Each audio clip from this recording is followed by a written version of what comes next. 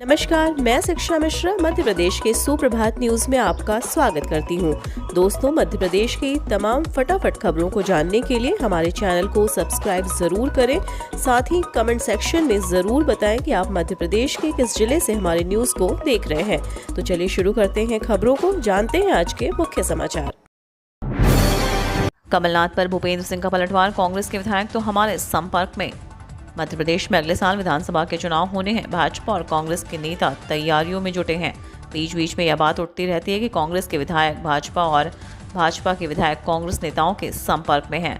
23 नवंबर से मध्य प्रदेश में पूर्व कांग्रेस अध्यक्ष राहुल गांधी की भारत जोड़ो यात्रा प्रारंभ हो रही है। इसके मद्देनजर अटकलें लगाई जा रही हैं कि कांग्रेस के कुछ नेता भाजपा का दामन थाम सकते हैं। ओमकार पर्वत पर 36 हेक्टेयर में अद्वैत वन विकसित किया जाएगा। मालवा और निमाड़ में उज्जैन, इंदौर और महेश्वर के साथ ही पर्यटन सर्किट में शामिल ओमकारेश्वर में आदि गुरु शंकराचार्य का एक आत्मधाम आकार ले रहा है, जो अद्वैत भाव के जागरण का प्रमुख केंद्र बनेगा। इस प्रकल्प के अंतर्गत ओमकार पर्वत पर आचार्य शंकर के बाल रूप की 108 फुट ऊंची प्रतिमा, संग्रहालय, अंतर्राष्ट्रीय अद्वैत संस्थान के अलावा करीब 36 हेक्टेयर क्षेत्र में अद्वैत वन विकसित होगा।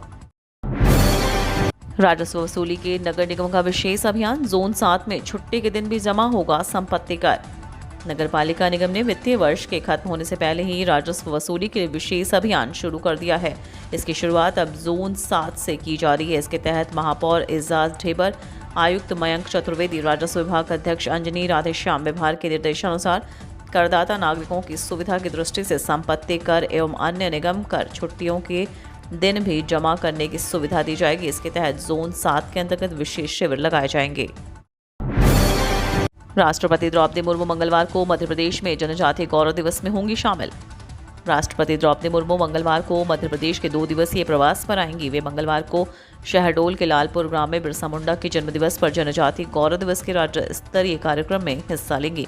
उनकी उपस्थिति में शिवराज सरकार मध्य प्रदेश में पंचायत उपबंध अनुसूचित क्षेत्रों तक विस्तार अधिनियम पैसा के प्राविधानों को लागू करेगी। वहीं बुधवार को राष्ट्रपति भोपाल के मोतीलाल नेहरू स्टेडियम में महिला स्व सहायता समूहों के सम्मेलन में भाग लेंगी। सरकार ने राष्ट्रपति के प्रवास को देखते हुए अगवानी, विदाई और सत्कार के लिए मिनिस्टर इन वेटिंग नियुक्त कर दिए हैं।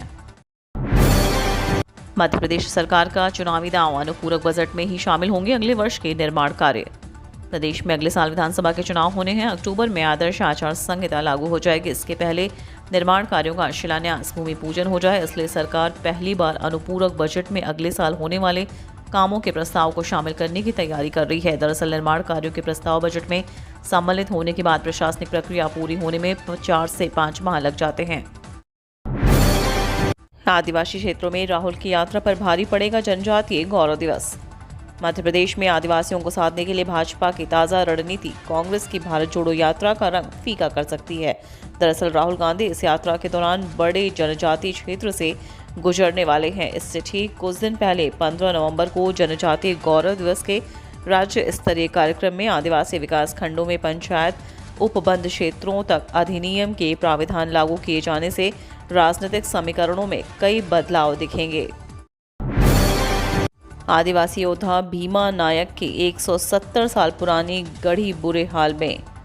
निमाड़ के आदिवासी जनयोद्धा भीमा नायक की प्राचीन गढ़ी बड़वानी जिले में सतपुड़ा की पहाड़ी के शिखर पर मौजूद है और यह जर्जर अवस्था में है। इस गढ़ी में 1857 की क्रांति के दौरान अंग्रेजों से पहला संग्राम निमाड़ में भीमा नायक का हुआ था। जनजातीय गौरव का प्रतीक 170 साल पुरानी इस गढ़ी से प्रमुख रास्तों की निगरानी की जाती थी। बताया जा रहा है कि अंग्रेजों से हुए युद्ध के दौरान दागी गई गोलियों के निशान भी हैं। मध्य प्रदेश के बड़वानी जिले में एक खुदाई में मिली भगवान कुबेर की प्राचीन मूर्ति। बड़वानी जिले के मंडवाड़ा के पास ग्राम सुराड़ा में खुदाई में प्राचीन मूर्ति निकली है। बताया जा रहा है यह मूर्ति भगवान कुबेर की है। मूर्ति निकलने की सूचना पर आसपास गांव के लोग बड़ी संख्या में यहां पर एकत्रित हो गए। मूर्ति को लेकर चारों ओर चर्चा का माहौल गर्म है। लोगों ने मूर्ति के दर्शन किए और फोटो मोबाइल में खींचे। जानकारी के अनुसार ग्राम सुराड़ा में हाई स्कूल के पीछे कुंडी नदी में जेसीबी से खुदाई के दौरान यह मूर्ति निकली। वहीं पुरातत्व विभाग के स्थानीय कर्मचारियों के अनुसार यह मूर्ति भगवान धन कुबेर की है। हालांकि मूर्ति को लेकर जांच की जा रही है। खेल कैलेंडर तो जारी किया, लेकिन 70% सरकारी स्कूलों में खेल को टीचर ही नहीं। स्कूलों में खेल गतिविधियों के लिए खेल कैलेंडर तो जारी कर दिया गया, लेकिन इन गतिविधियों से विद्यार्थियों को जोड़ने वाले खेल शिक्षक ही नहीं हैं। हाल यह है कि करीब 1,22,000 सरकारी स्कूलों में वर्तमान में सिर्फ 758 खेल शिक्षक पदस्थ हैं। वहीं 1,742 पदों पर ही शिक्षक नहीं हैं। ऐसे में स्कूलों में खेल कैलेंडर का पालन कैसे संभव होगा, जबकि मध्य प्रदेश में 2008 के बाद से खेल पद के लिए भर्ती नहीं निकाली गई। रेलवे की सख्ती, अब पैकिंग के बाद ही बेच सकेंगे खाद्य सामग्री। रेल यात्रियों को हाइजीनिक एवं बेहतरी के साथ रेल आहार उपलब्ध कराने पर अब रेलवे ने सख्ती कर दी है। पिछले दिनों मंडल रेल प्रबंधक सौरभ बंदोपाध्याय एवं सीनियर डीसीएम प्रियंका दीक्षित ने निरीक्षण कर 4 स्टॉलों को मनमानी करने पर सील कर दिया था। इसके बाद अधिकारियों ने कुछ नए नियम लागू कर दिए हैं। इसका पालन कराने के लिए सोमवार से कार्रवाई शुरू हो गई है। स्टेशन प्रबंधक देवेंद्र सिंह चौहान, डीसीआई विकास कुमार सिंह एवं आरपीएफ की टीम ने सोमवार को सारे प्लेटफॉर्म पर खानपान स्टॉल्स और प्लेटफॉर्म वेंडरिंग करने वाले वेंडरों की आहार सामग्री जांची। मुख्यमंत्री ने कहा, वन्य प्राणी के हमले से मौत पर क्षतिपूर्ति राशि अब 8 लाख मिलेगी। बांधवगढ़ टाइगर रिजर्व प्रवास पर आए मुख्यमंत्री शिवराज सिंह ने सोमवार को महत्वपूर्ण घोषणा की है। मुख्यमंत्री ने वन्य प्राणियों के हमले से मौत होने पर आश्रित परिवार को 8 लाख रुपए मुआवजे की राशि घोषित की। उल्लेखनीय है कि पहले मुआवजे की राशि 4 लाख रुपए थी, जिससे आश्रित परिवार का गुजर बसर नहीं हो पाता था। मध्य प्रदेश के मुख्यमंत्री शिवराज सिंह चौहान ने मुआवजे की राशि को दोगुना करने की घोषणा की है। विदित हो कि वनवासी समाज के हितों से जुड़ा पेसा अधिनियम 15 नवंबर से मध्य प्रदेश में लागू होना है। जनजातीय गौरव दिवस पर कमलनाथ का कटाक्ष, कहा बीजेपी को नैतिक अधिकार नहीं। मध्य प्रदेश में भारतीय जनता पार्टी आदिवासी गौरव दिवस मना रही है, लेकिन सच्चाई ये है कि भारतीय जनता पार्टी हमेशा आदिवासी समुदाय के विरुद्ध कार्य करती है। आदिवासी अत्याचार में मध्य प्रदेश को देश में नंबर 1 बनाने वाली और विश्व आदिवासी दिवस का अवकाश समाप्त करने वाली भाजपा सरकार को आदिवासी गौरव दिवस मनाने का नैतिक अधिकार नहीं है। ये बात मध्य प्रदेश कांग्रेस कमेटी के अध्यक्ष कमलनाथ ने आज एक बयान में कही। अब अमेजॉन और फ्लिपकार्ट को मात देगा इंदौर के व्यापारी संगठन का भारत ई-मार्ट। दुकानदार कर सकेंगे निःशुल्क रजिस्ट्रेशन। जैसे जैसे इंदौर शहर में ऑनलाइन कारोबार बढ़ रहा है, वैसे वैसे आम व्यापारियों की बिक्री कम होती जा रही है। इस वजह से कई व्यापारियों को नुकसान भी भुगतना पड़ रहा है।